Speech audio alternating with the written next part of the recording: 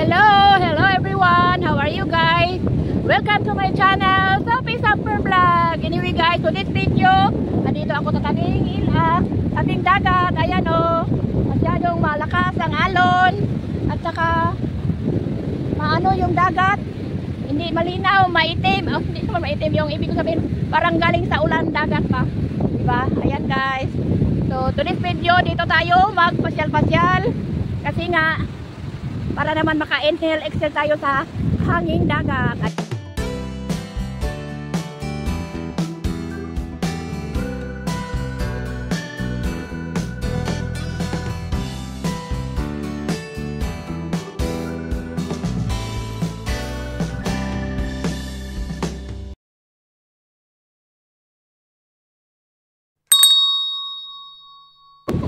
Wala naman, yung maalon yung dagat.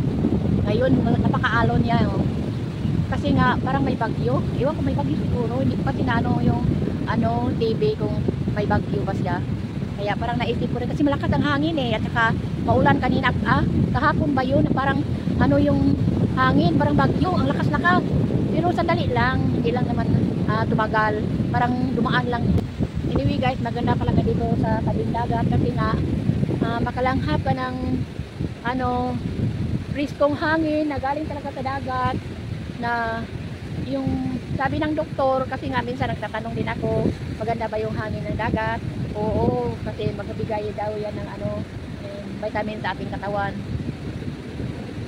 I-inhale mo, i-exhale mo yung masama, i-inhale mo yung magandang hangin, di ba? Di ba mayroon tayong masamang hangin sa loob, yung katulad ng utot. Utot, yun. Kaya i-exhale mo siya, tapos lumabas na yung masamang hangin, i-inhale mo naman yung magandang hangin, di ba? O, yun lang, parang friendly advice. Alam naman siguro nyo eh. Yan, o mayroon namang mga naglalakad, mayroong mga tao doon sa Ewan ko, nakita pa ako ng isang video, isang cellphone. Ayan. Kasi yung isa kong cellphone is nagla-live yun. Doble ang tirada dito. Kasi nga guys, sa panahon ngayon, ang hirap kumita ng pera. Dito sa social media, kailangan mo talagang kumilos. Kahit natamad ako, pumunta talaga ako dito sa tabing dagat. Kasi malayo-layo din sa amin yung dagat. Siguro, mga ilan bang kilometro? Ang pamasahe is 30 pesos. So, nasa 2 kilometers ba? Iwan ko, hindi ko alam ha. Hindi ko kabisado kung ilang kilometro yung galing dito sa bayan namin, papuntang barangay namin, yun. Kaya, pumunta talaga ako ngayon yung bahay kubo na pahingahan, para kunwari magpunta ng dagat, mayroong mapuntahan, pwede din mag-stay na magdama. Barko. Alam niyo guys, natatakot ako sa dagat. Oo, sa totoo lang.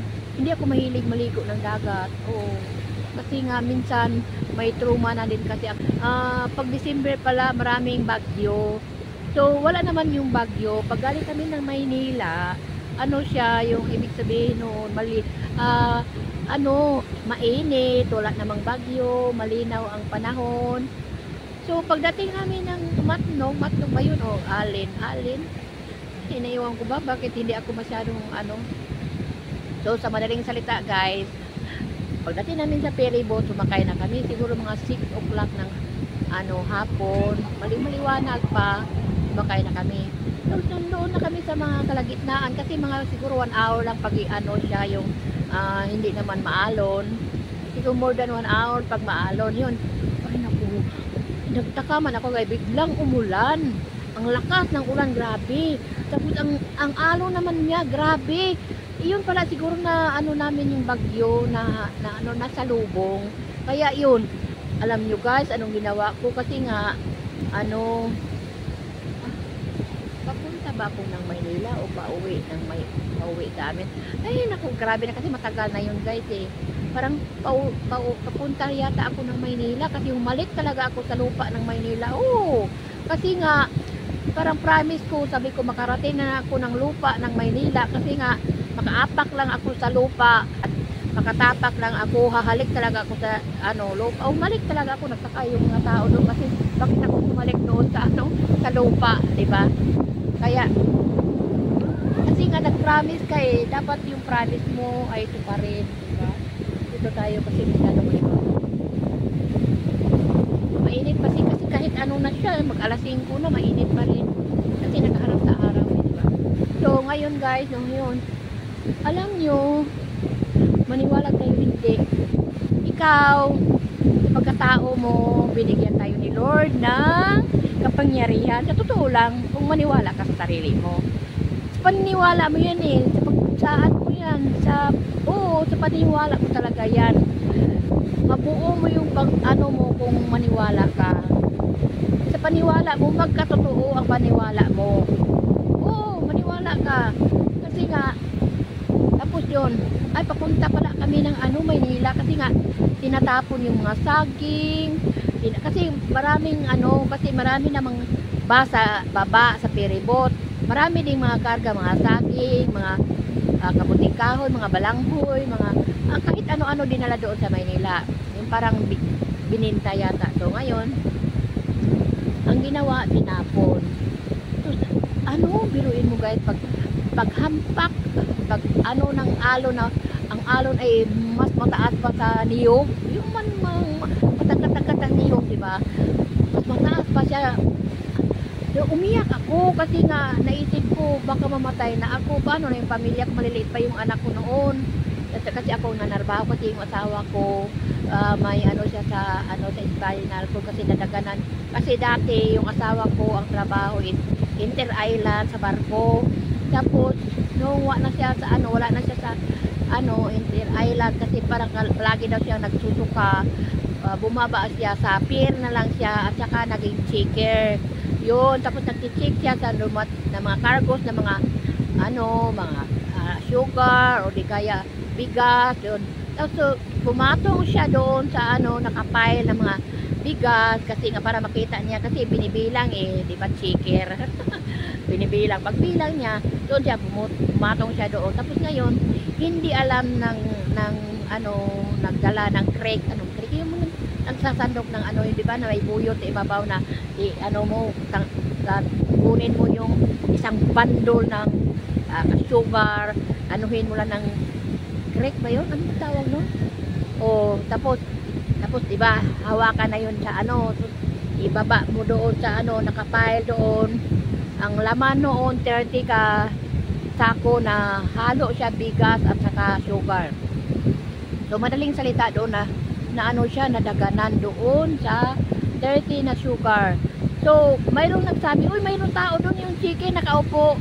Pakitanggal nung yung natanggal kaya na-pull siya, kaya hindi siya nakahinga kasi na-pull nga yung niya, puso niya dito at saka yung kita niya dito kaya dinala siya sa ospital tapos yung spinal cord niya nag-crack yun kaya nilagyan siya ng tubo kaya wala siyang trabaho. So ako ang nagtrabaho doon sa Manila ng kasambahay.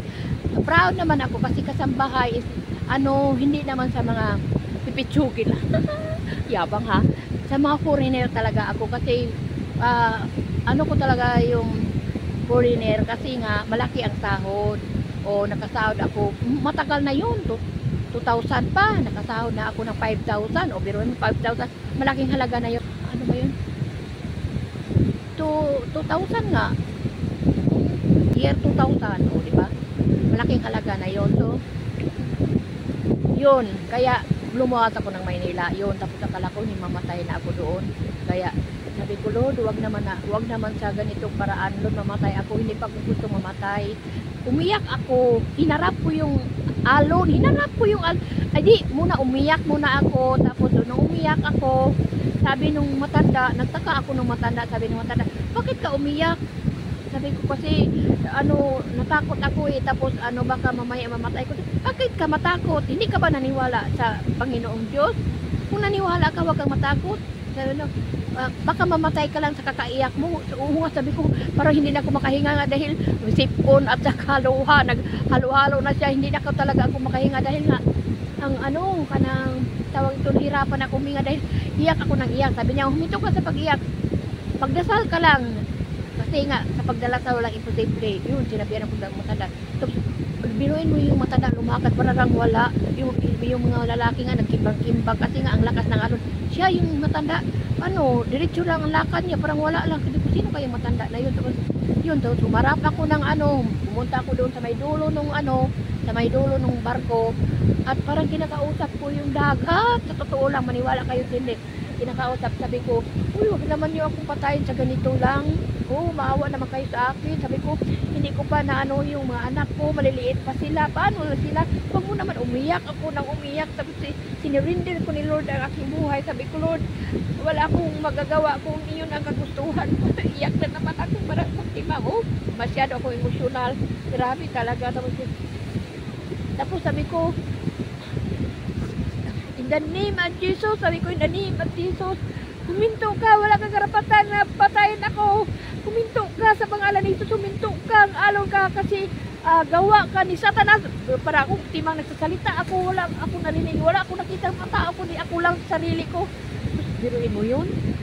Ay, naku, grabe talaga, huminto siya. Oh, maniwala kayo, huminto siya. Kinakausap kasi pwede mo palang kausapin, pwede mo siyang mandahan kung totoo sa paniwala mo, kung nandyan si Lord sa puso mo. Yun, huminto siya. O, nung dumating na ako sa pier, humalik talaga ako sa pier. Kasi, siyempre, nag-promise ka, tapos hindi mo gagawin. Kung mayroon namang mangyaring mga accident or something nga ganun, hindi na maniwala si Lord sa'yo, di ba? So, yun ang ginawa ko. Para mabuti mo. Uy, umiyak mo ako. Uy.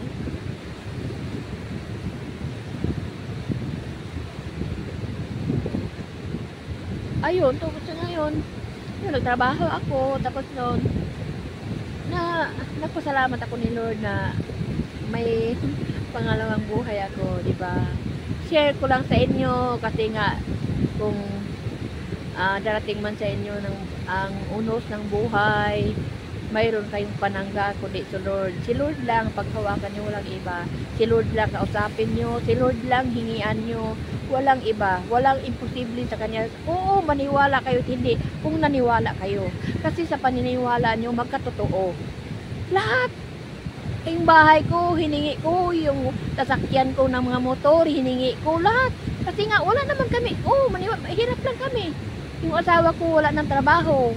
O, wala kaming lupa, kahit isang, ng lupa. Ang tawa na, isang sako, salop. Wala kami.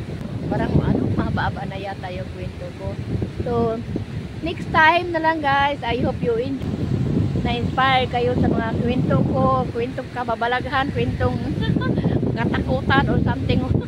Anyway guys, kung bago ka pa lang sa akin channel, don't forget to subscribe and click the bell icon so updated ka sa aking mga susunod lang ang video. So don't forget subscribe for more. Don't forget to share. Thank you so much for watching. I love you guys. God bless to all. Bye bye.